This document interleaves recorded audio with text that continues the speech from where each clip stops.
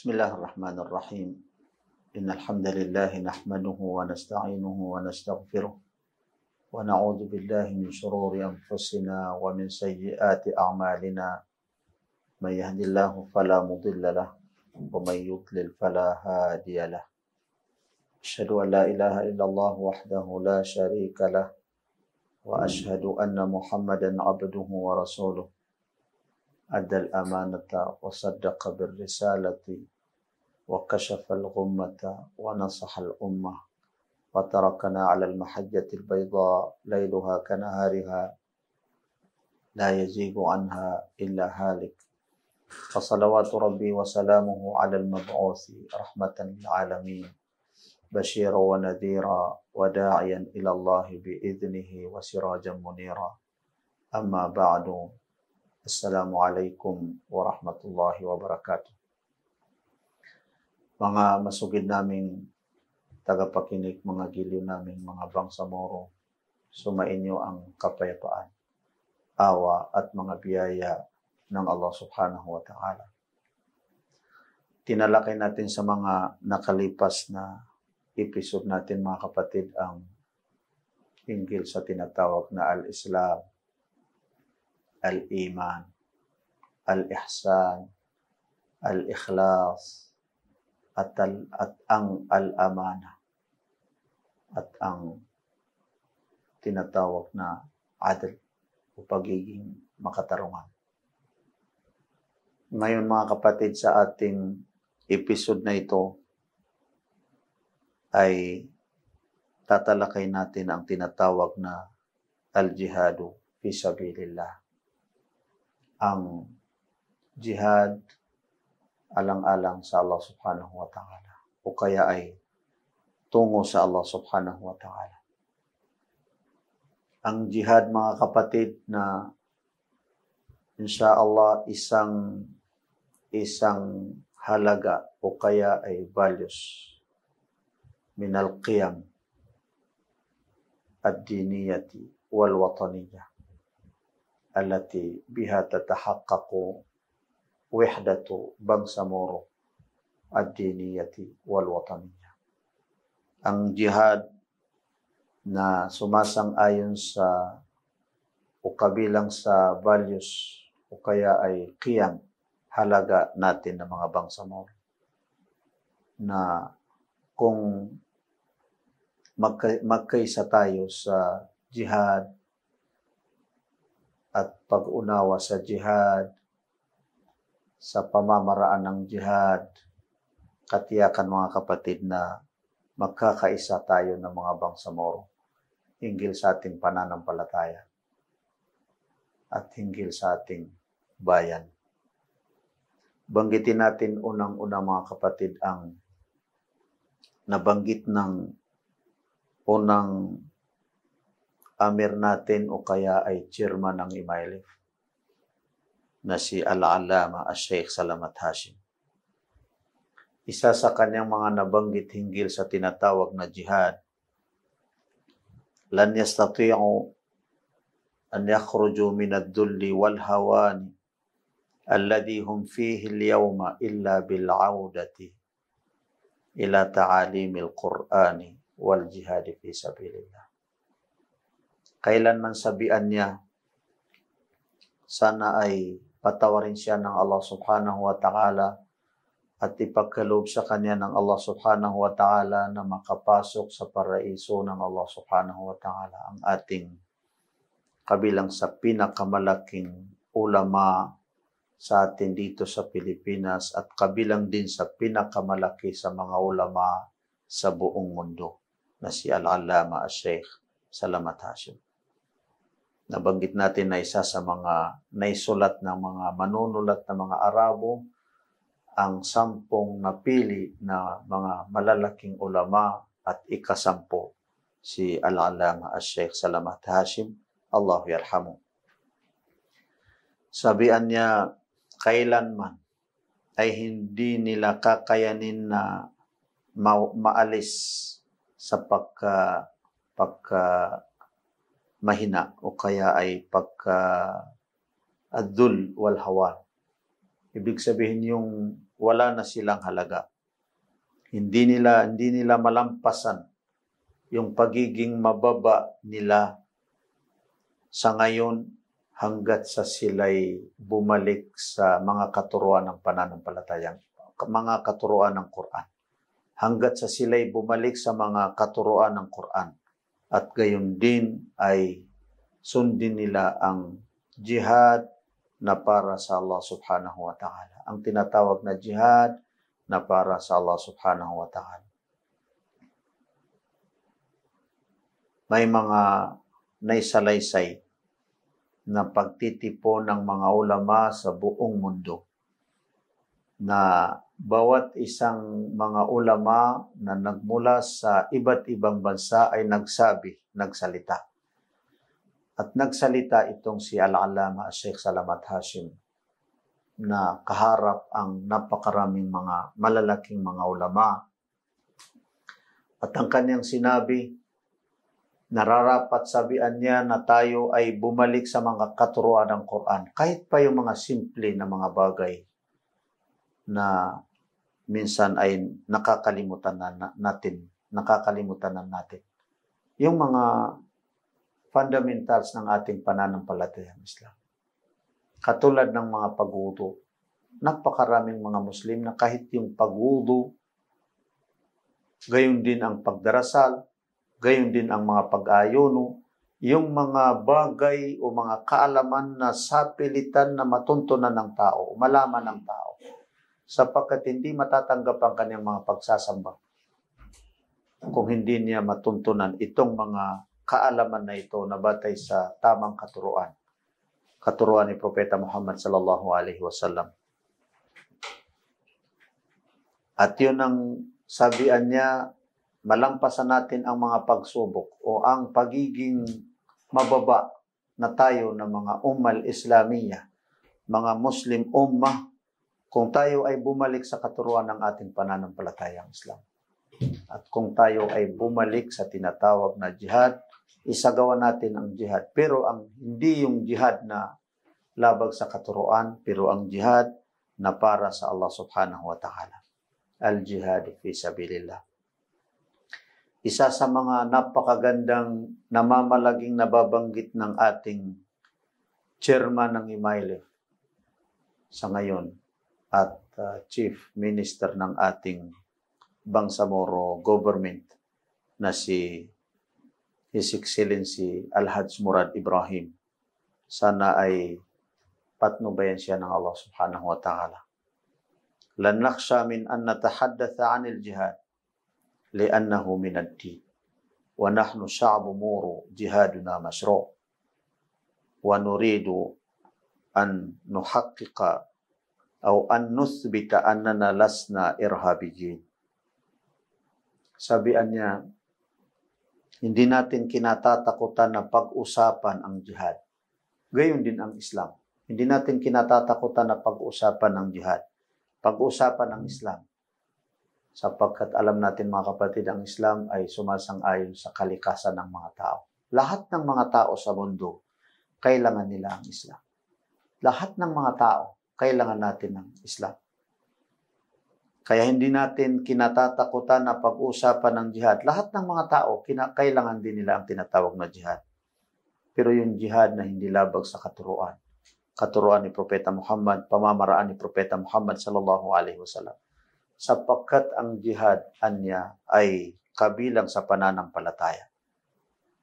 At tayo na mga Bangsamoro, ang ating jihad ay legal na jihad. Mayroon tayong agenda. At may mga kadahilanan kung bakit tayo makipag-jihad.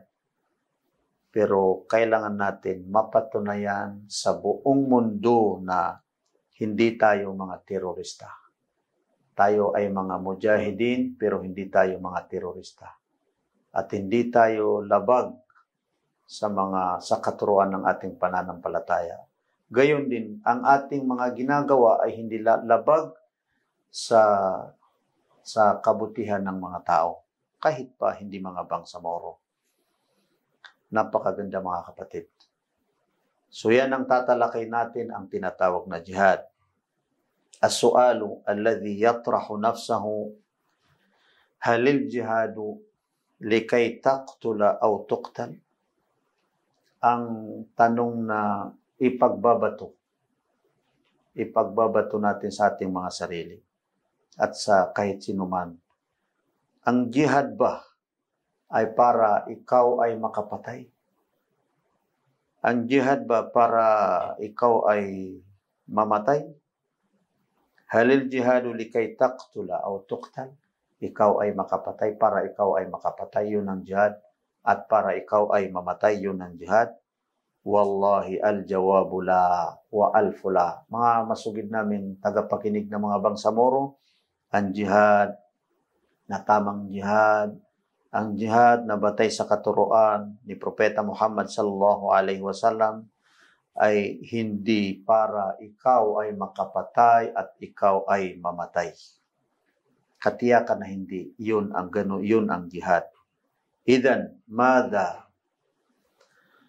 Kung ganun mga kapatid, ano baga ang tinatawag na jihad at bakit mayroong jihad at paano ang tinatawag na jihad?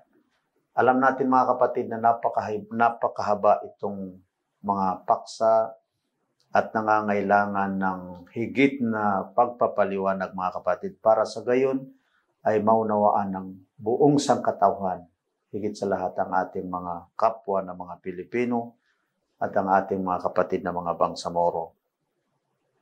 Pero magbigay tayo ng mga kasagutan sa pinaka sa mga katanungan kung ano ang jihad, kung bakit mayroong jihad, bakit kinakailangan ng jihad, at kung paano ang tinatawag na jihad. At babanggitin natin ang kabilang sa mga talata, gayon din ang mga hadith ni Propeta Muhammad sallallahu alaihi wasallam, gayon din ang kabilang sa mga nasabi ng mga pantas o kaya ay mga paham sa ating pananampalatayang Islam. Al-jihadu linahtadiya ila sawa'is sabil. Upang matuntunan natin ang tamang landas. Kaya tayo ay makipag-jihad. Ano ang sinabi ng Allah subhanahu wa ta'ala sa Suratul Ankabut? وَالَّذِينَ جَاهَدُوا فِينَا لَنَهْدِيَنَّهُمْ سُبُلَنَا وَإِنَّ اللَّهَ لَمَعَ الْمُحْسِنِينَ. Sa Suratul Ankabut. Sila yaon, sabi ng Allah subhanahu wa ta'ala, ayon sa kahulugan ng talatang ito ng Allah subhanahu wa ta'ala, sila yaon na nakipag-jihad, nagsagawa ng tinatawag na jihad, alang-alang sa amin, sabi ng Allah subhanahu wa ta'ala, o sa tamang pamamaraan para sa amin, sabi ng Allah subhanahu wa ta'ala. Katiyakan, sabi ng Allah, na patnubayan namin sila sa matuwid na landas o tamang pamamaraan. Hindi pinakahuli sa talatang ito ng Allah subhanahu wa ta'ala, kanyang sinabi, wa inna Allah la ma'al muhsinin. Katotohanan, sabi ng Allah, na ang Allah ay kasama ang mga taong mabubuting mga tao. Pinagsama ng Allah ang jihad at saka pagiging mabuti. Sapagkat kinakailangan sa isang taong mujahid ay magiging mabuti. Gumagawa ng mabuti para sa Allah subhanahu wa ta'ala. Kung maalala niyo mga kapatid, nabanggit natin na al-ihsan, an ta'budallah ka'annaka tara, fa in lam takun tarahu fa innahu yaraka. Ang ihsan ay ang pagsamba mo na parang nakikita mo ang Allah subhanahu wa ta'ala. At kung hindi mo siya nakikita, tiyak na hindi mo siya makita, tiyakin mo na nakikita ka ng Allah subhanahu wa ta'ala. Yun ang pagiging mabuti. Kung ikaw ay mujahid, hindi ka pwede magkamali sa tamang pamamaraan. Hindi mo pwedeng lampasan. Hindi mo pwedeng gawin ang hindi karapat-dapat. Hindi ka pwedeng pumatay ng sinuman o anuman kung hindi sang-ayon sa katuruan. Sapagkat ikaw ay gumagawa ng mabuti sa mata ng Allah subhanahu wa ta'ala. At ikaw din ay gumagawa ng mabuti sa mata ng mga tao. Walladhina jahadu ay walladhina qatalu fina. Sila yaon na lumaban sa nakikipaglaban sa kanila. Isa yun sa kahulugan ng tinatawag na jihad.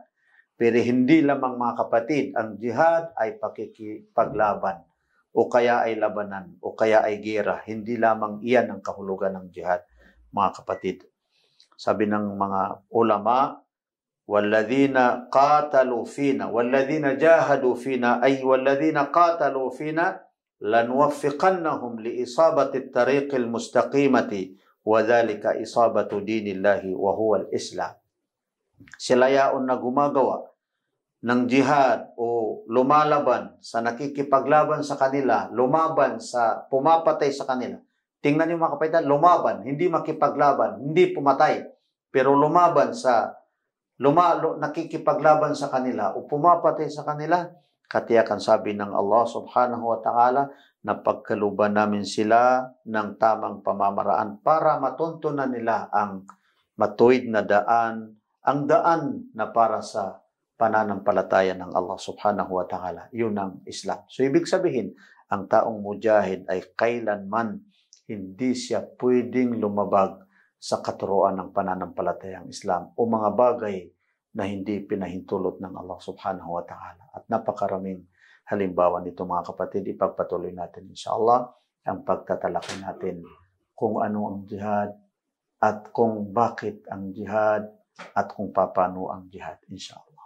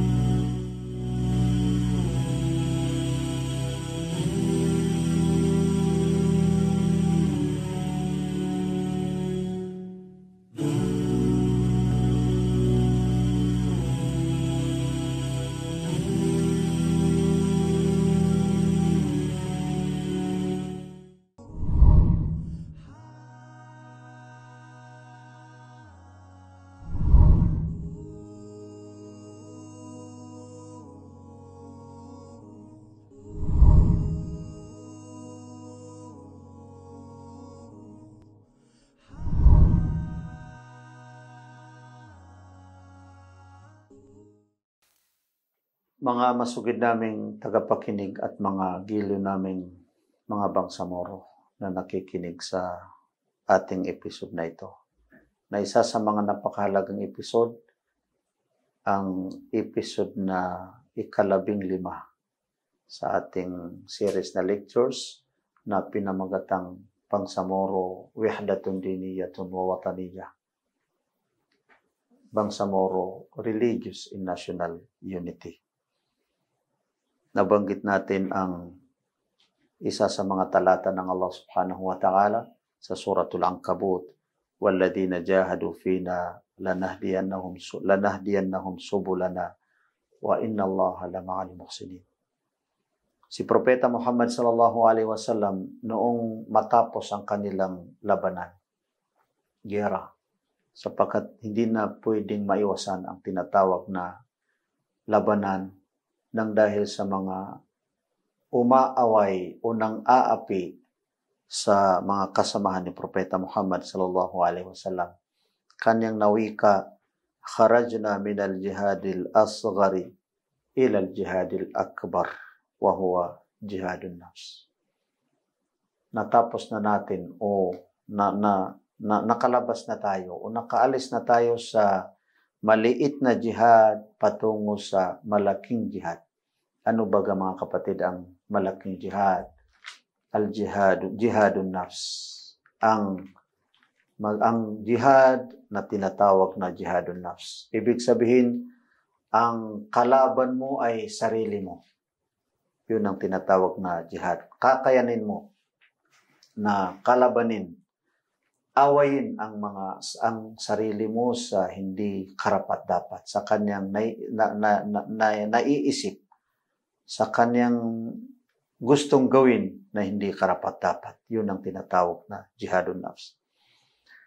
Banggitin natin ang isa sa mga hadis ni Propeta Muhammad sallallahu alaihi wasallam na isinalaysay ni Ibnu Abbas radhiyallahu anhu.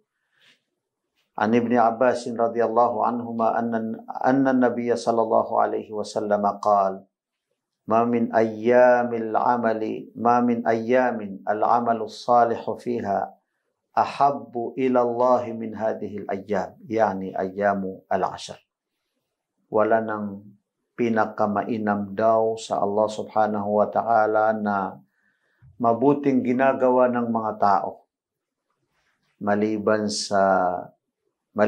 pa sa 10 araw. 10 araw ng Dhul-Hijjah.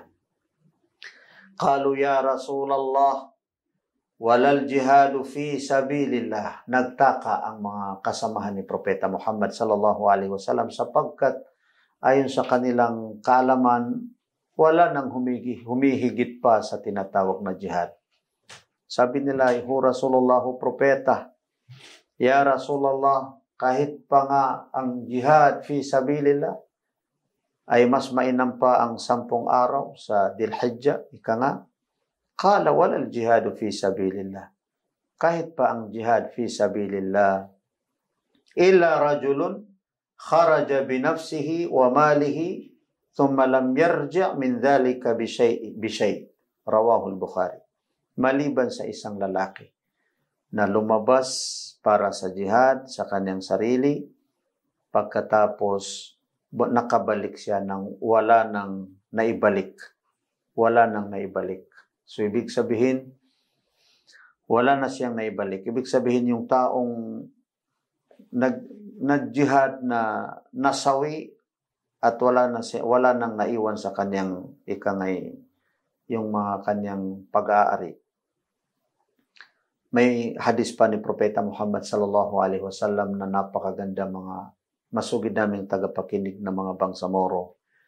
Afdalul jihadi an yujahid ar-rajulu nafsahu wa hawa.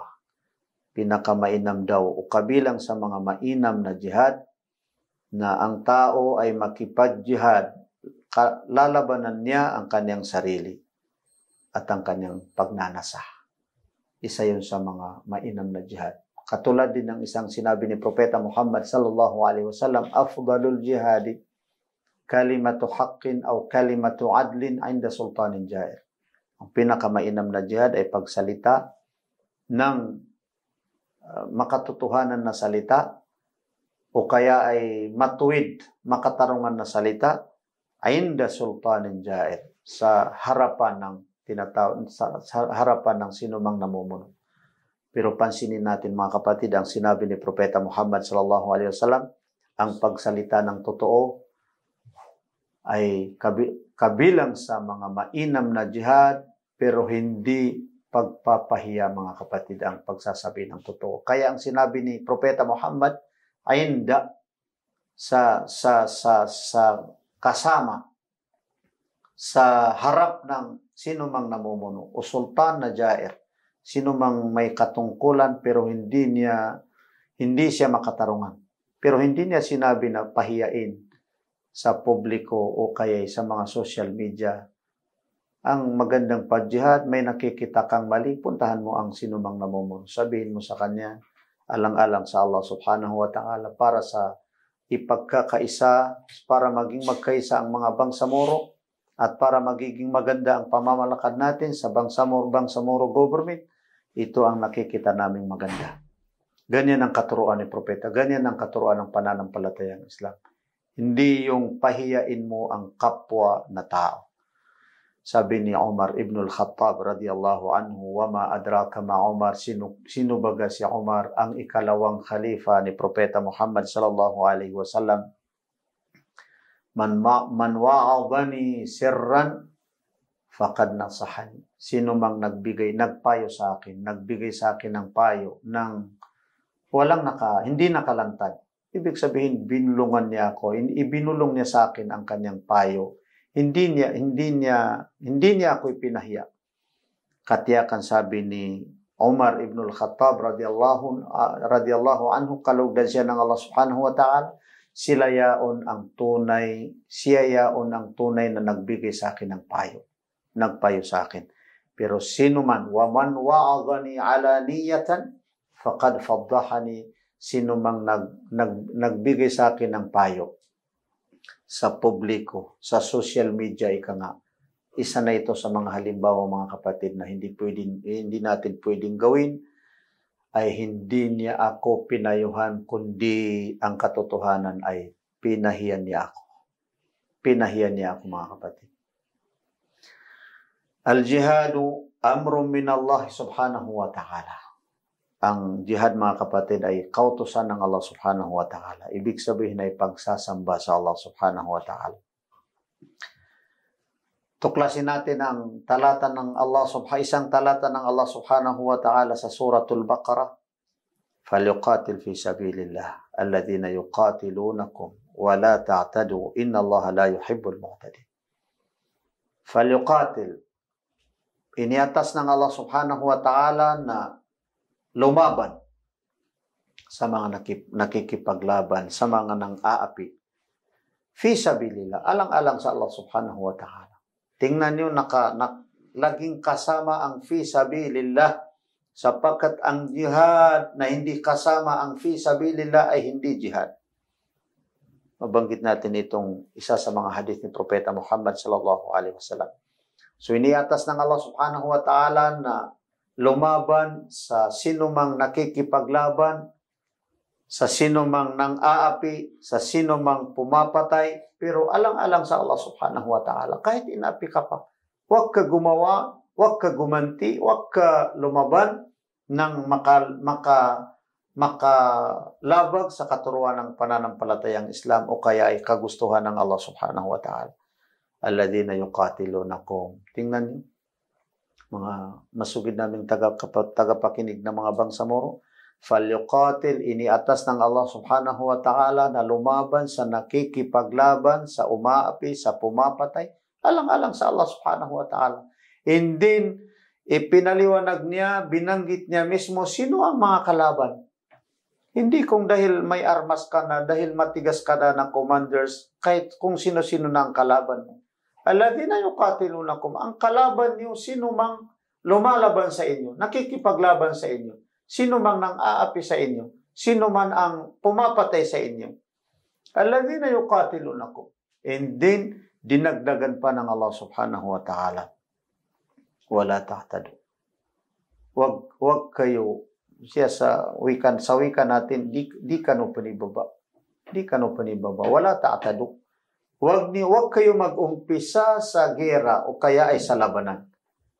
Huwag niyo lampasan ang katuroan ng pananampalataya o kaya ay tamang pamamaraan sa pakikipaglaban. Kahit palumaban kayo, pero huwag niyo lampasan ang hindi karapat-dapat. Huwag niyo gawin ang hindi karapat-dapat. Huwag kayo sumuway sa Allah subhanahu wa ta'ala. Inna Allah la yuhibbul mu'tadin, sapagkat hindi kinalulugdan ang Allah subhanahu wa ta'ala ang mga taong mga mu'tadin.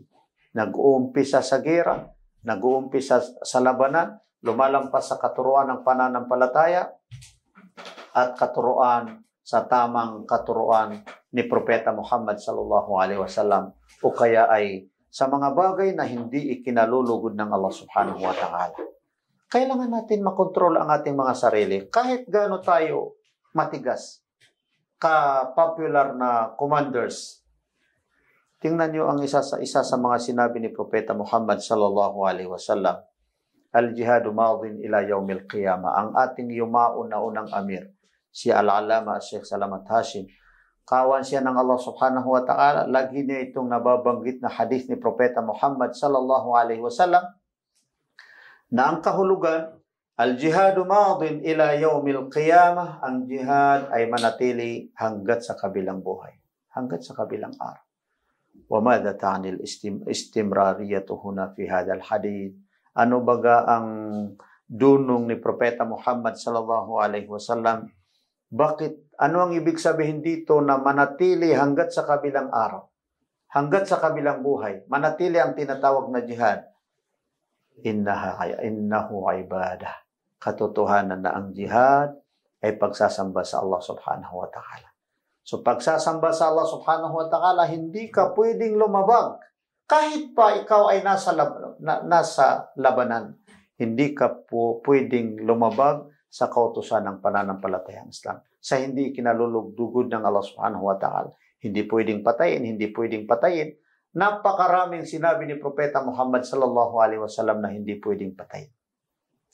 Hindi pwedeng patayin ng bata, hindi pwedeng patayin ng babae, hindi pwedeng patayin ng mga pari, yung yung mga inosente na mga tao. Hindi pwedeng patayin ang mga nangangalakal, kahit pa hindi mga Muslim, hindi sila pwedeng patayin.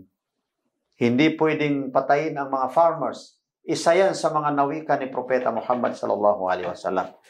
Man qatala litakuna kalimatullahi hiyal ulya fahuwa fi sabilillah. Sino man na tao, sabi ni Propeta Muhammad sallallahu alaihi wasallam, qatala ay lumaban. Hindi niya sinabi na sino mang pumataya. Hindi niya sinabi na man qatala. Man qatala, sino mang lumaban. Lumaban, sino ang mga kalaban? Nabanggit na natin sa talata ng Allah subhanahu wa ta'ala. Sa mga nakikipaglaban, sa mga umaaway, sa mga nang-aapi. Litakuna kalimatullahi hiyal ulyas, ang kanyang pakay ay para maging mataas ang salita ng Allah subhanahu wa ta'ala, fahuwa fi sabilillah. Yun ang tunay na jihad na para sa Allah subhanahu wa ta'ala.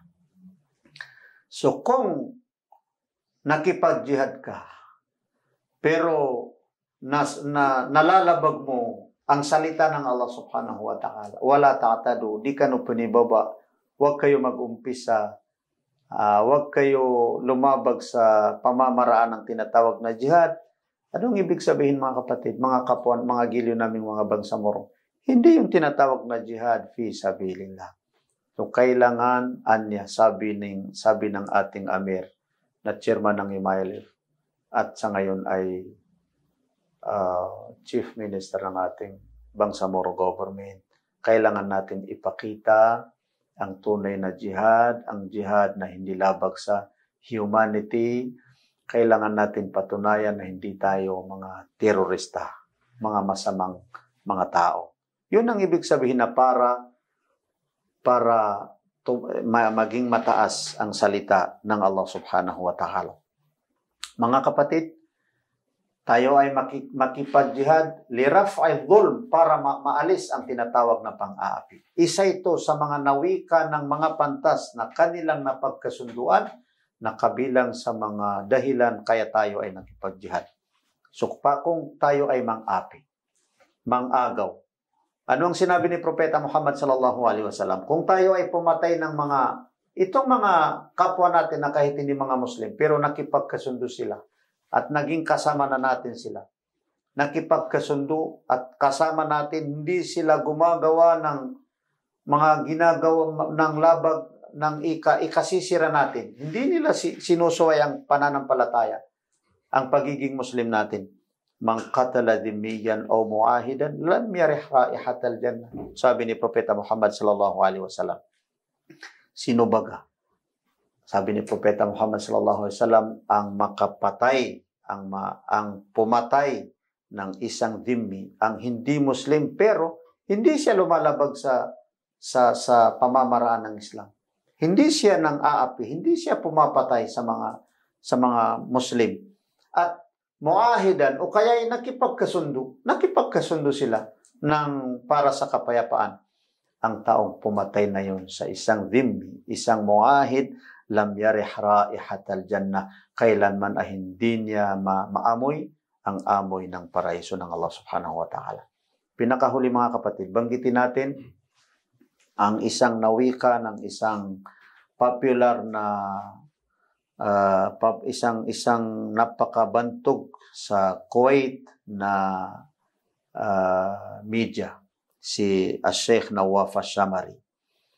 Sabihan niya, al-irhabi la dina, wala watana, wala syarafa ladayhi. Ang taong terorista. Ang mananakot lamang sa mga tao. Ang lumalabag sa katuruan ng pananampalatayang Islam. Ang pumapatay ng wala ng hangganan at kung sino-sino na. Yun ang tinatawag na terorista. La dina lahu, siya'y katiyakan walang pananampalataya. Walang watan, walang lugar. Walang lugar. Wala syaraf, walang karangalan. Fal-Islamu dinus salam, wal-rahmati, wal-mahabbati, wal-wasatiyati, wa hurmatid dima'i, wa ihtiramil adyan. Sapagkat ang Islam daw ay relihiyon ng kapayapaan. Ang Islam, mga kapatid, relihiyon ng kapayapaan. Relihiyon ng awa, ang mercy. Ang Islam ay relihiyon ng pagmamahalan.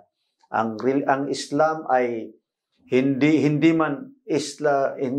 man tinatawag na moderate na relihiyon, pero nagtuturo sa tinatawag na pagka-moderate. Ang Islam ay nagtuturo sa tinatawag na pagka-moderate. At ang Islam, kanyang ipinagbawal, hurmatid dima, ang mga pagdanak ng mga dugo. At ang Islam, kanyang iniatas na ang paggalang sa mga pananampalataya o sa mga paniniwala, mga kapatid. Ang Islam, kanyang iniatas ang paggalang sa kahit sino man ng mga tao. Yan ang sunod na tatalakay natin inshallah sa sunod na episode natin inshallah. Hanggang dito lamang, mga kapatid, mga giliw naming mga bangsamoro. Wassalamualaikum warahmatullahi wabarakatuh.